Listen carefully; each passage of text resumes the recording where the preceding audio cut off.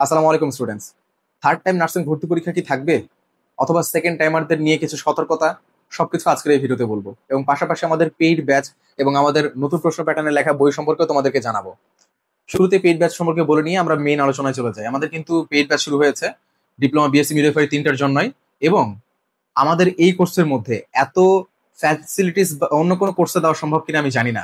তোমাদের এই কোর্সে ভর্তি হলেই তোমরা এই বই পেয়ে যাবা, এর সাথে আবার 10টা মডেল টেস্ট 100 মার্কের একটা মিনি বুক আছে, ওইটাও পেয়ে যাবা। তার সাথে আরেকটা মিনি বুক পাবা বিগত নার্সিং ভর্তি পরীক্ষার 10 বছরের প্রশ্ন নিয়ে একটা ছোট প্রশ্ন ব্যাংক এই কোর্সের মধ্যে পেয়ে যাবা। ডিপ্লোমার জন্য এবং মিডওয়াইফারির জন্য 3000, বিএসসির জন্য 3500।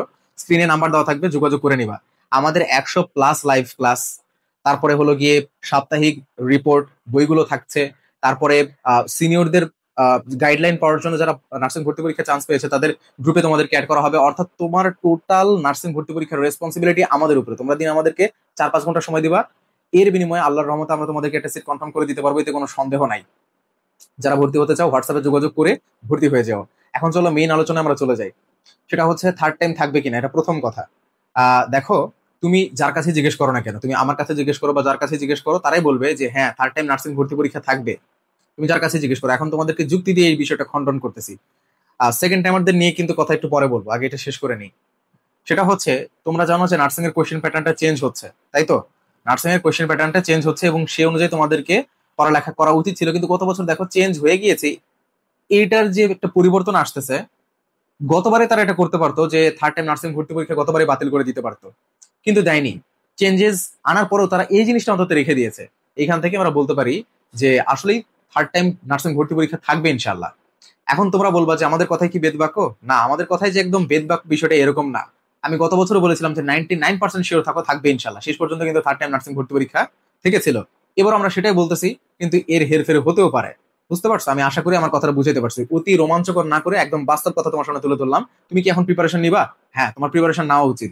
থার্ড টাইম নার্সিং ভর্তি পরীক্ষার অনেকেই আমার কাছে পরীক্ষার্থীরা প্রিপারেশন অলরেডি নিতেছে আমার কোচিং এ ভর্তি হয়ে। তো আমি তোমাদেরকে বলবো, এবং ওরাই সব থেকে বেশি পড়তেছে, আমি ব্যাচের মধ্যে দেখতেছি তো ওরাই সব থেকে বেশি পরিমাণ খাটাখাটনি করতেছে। তাই তোমাদের উচিত তোমাদের প্রিপারেশনটা খুব সুন্দর করে নেওয়া। এবার সেকেন্ড টাইমারদের কথা আসি। সেকেন্ড টাইমার তোমাদেরকে বলে রাখি, গত বছর নার্সিং ভর্তি পরীক্ষার্থীর সংখ্যা কম ছিল, তোমরা কি এটা জানো?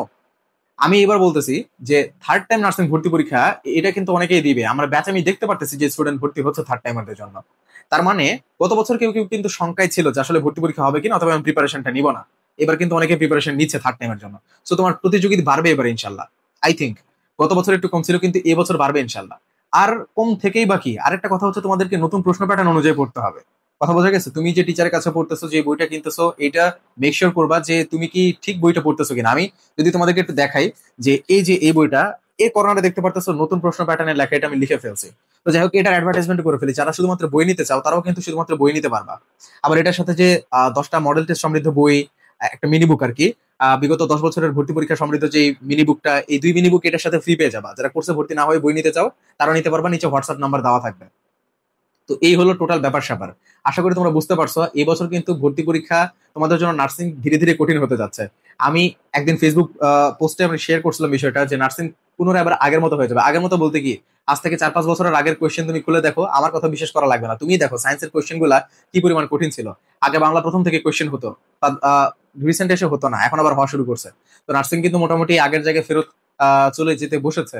তো আমি তোমাদেরকে বলবো খুব ভালোভাবে প্রিপারেশন নাও এবং Bangla, English, GK, GS, GK, math, এগুলা যা পড়তেছো পড়ো, কিন্তু সায়েন্সটা তোমাদের আরো আপডেট করা উচিত। বিএসসি দের তো প্রচুর পরিমাণ বই ফলো করা উচিত।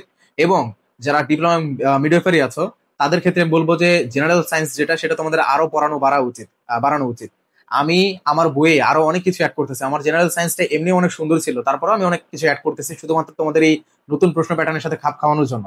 আশা করি তোমরা সব কথা বুঝতে পেরেছো এবং সবকিছুর উত্তর পেয়েছো। আমার এই ভিডিওটা ছিল তোমাদেরই প্রশ্নের উপরে।